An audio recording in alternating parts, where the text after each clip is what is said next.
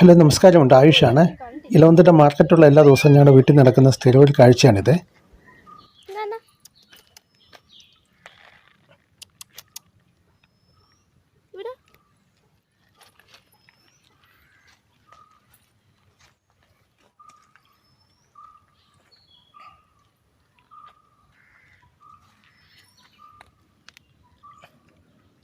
സത്യം പറഞ്ഞാൽ ഇപ്പം പൂച്ചയെ ഓർത്താ മീൻ വാങ്ങുന്നത് തന്നെ. ലുട്ടുവേ, എല്ലാം കാൽസ്യം കഴിച്ചോ കേട്ടോ. നീ മീൻ കിട്ടിയില്ലെന്ന് പറയല്ലേ. ശങ്കര, നീ ഒറ്റയ്ക്ക് വെച്ച് തീറ്റിയാ ഇല്ലയോ? നോക്കുന്ന പോലും ഇല്ല. വേണ്ട എന്നാ തീറ്റിയാ. ഡാ ശങ്കരോ, കേശു വന്ന സൈഡിൽ കൂടെ നൈസായിട്ട് തിന്നിട്ട് പോകുന്നു. നീ ഉണ്ടോ മോനെ? കാണിച്ചേ. വെള്ളത്തിലാണ്. ഇന്ന് മത്തിക്കൊക്കെ ഭയങ്കര വിലയായിരുന്നു. അപ്പോൾ ചൂടയാണ് വാങ്ങിച്ചത്.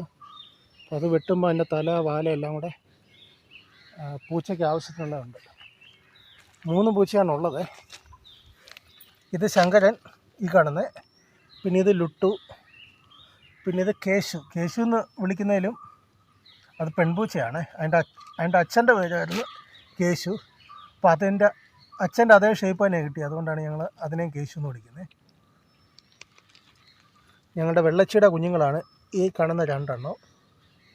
പിന്നെ ഇത് ലുട്ടു, വെള്ളച്ചിയുടെ കൂടെ തന്നെ ഉള്ളതായിരുന്നു. കഴിച്ചോ. മാക്കെന്ന് വെച്ച് അടിക്കുന്നുണ്ടോ? ഡേ